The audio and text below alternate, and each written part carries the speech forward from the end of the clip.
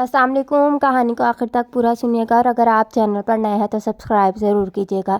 ایک درویش بارش کے پانی میں عشق و مستی سے لبریز چلا جا رہا تھا کہ اس درویش نے ایک مٹھائی فروش کو دیکھا جو ایک کڑھائی میں گرما گرم دودھ ابال رہا تھا، تو موسم کی مناسبت سے دوسری کڑھائی میں گرما گرم جلیبیاں تیار کر رہا تھا۔ درویش کچھ لمحوں کے لیے وہاں رک گیا، شاید بھوک کا احساس تھا یا موسم کا اثر۔ ملنگ حلوائی کی بھٹی کو بڑے غور سے دیکھنے لگا۔ ملنگ کچھ کھانا چاہتا تھا لیکن ملنگ کی جیب ہی نہیں تھی تو پیسے بھلا کیا ہوتے۔ ملنگ چند لمحے بھٹی سے ہاتھ سینکنے کے بعد چلا ہی چاہتا تھا کہ نیک دل حلوائی سے رہا نہ گیا اور ایک پیالہ گرما گرم دودھ اور چند جلیبیاں ملنگ کو پیش کر دیں۔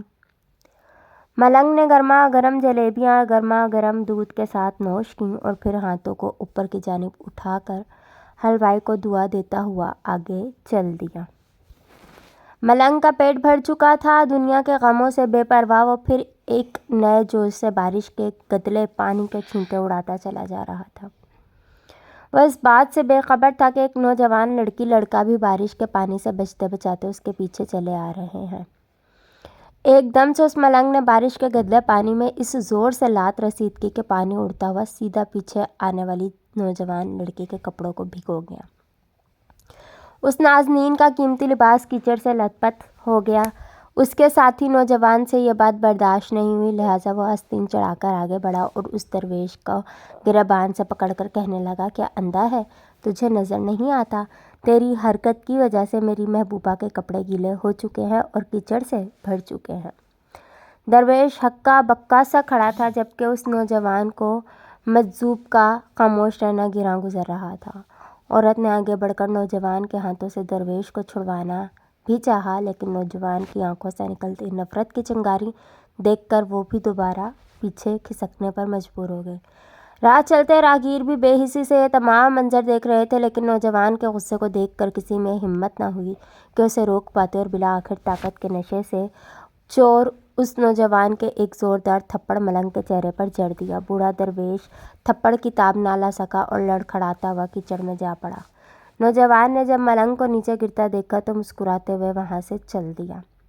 بوڑھے درویش نے آسمان کی جانب نگاہ اٹھائی اور اس کے لب سے نکلا، واہ میرے مالک، کبھی گرما گرم دودھ جلیبیوں کے ساتھ اور کبھی گرما گرم تھپڑ، مگر جس میں تو راضی مجھے بھی وہی پسند ہے۔ یہ کہتا ہوا وہ ایک بار پھر اپنے راستے پر چل دیا۔ دوسری جانب وہ نوجوان جوڑا جوانی کی مستی سے سرشار اپنی منزل کی طرف گامزن تھا۔ تھوڑی ہی دور چلنے کے بعد وہ ایک مکان کے سامنے پہنچ کر رک گئے۔ وہ نوجوان اپنی جیب سے چابیاں نکال کر اپنی محبوبہ سے ہنسی مذاق کرتے ہوئے بالا خانے کی سیڑھیاں طے کر رہا تھا۔ بارش کے سبب سیڑھیوں پر پھسلن ہو گئی تھی۔ اچانک اس نوجوان کا پاؤں رپٹ گیا اور وہ سیڑھیوں سے نیچے گرنے لگا۔ عورت زور زور سے شور مچا کر لوگوں کو اپنے محبوب کی جانب متوجہ کرنے لگی جس کی وجہ سے کافی لوگ فوراً مدد کے واسطے نوجوان کی جانب لپکے، لیکن دیر ہو چکی تھی۔ نوجوان کا سر پھٹ چکا تھا اور بہت زیادہ خون بہہ جانے کی وجہ سے اس کڑیل نوجوان کی موت واقع ہو چکی تھی۔ کچھ لوگوں نے دور سے آتے درویش کو دیکھا تو آپس میں چہم گوئیاں ہونے لگیں کہ ضرور اس درویش نے تھپڑ کھا کر نوجوان کے لیے بد دعا کی ہے، ورنہ ایسے کڑیل نوجوان کا صرف سیڑھیوں سے گر کر مر جانا بڑے اچنبھے کی بات لگتی ہے۔ چند ملچنے نوجوانوں نے یہ بات سن کر درویش کو گھیر لیا۔ ایک نوجوان کہنے لگا کہ آپ کیسے اللہ والے ہیں جو صرف ایک تھپڑ کی وجہ سے نوجوان کے لیے بد دعا کر بیٹھے۔ یہ اللہ والوں کی روش ہرگز نہیں کہ ذرا سی تکلیف پر بھی صبر نہ کر سکیں۔ وہ درویش کہنے لگا، خدا کی قسم میں نے اس نوجوان کے لیے ہرگز بد دعا نہیں کی تھی۔ مجمع میں سے کوئی پکارا، اگر آپ نے بد دعا نہیں کی تھی تو ایسا کڑیل نوجوان سیڑھیوں سے گر کر کیسے ہلاک ہو گیا؟ تب اس درویش نے حاضرین سے ایک انوکھا سوال کیا کہ کوئی اس تمام واقعے کا عینی گواہ موجود ہے؟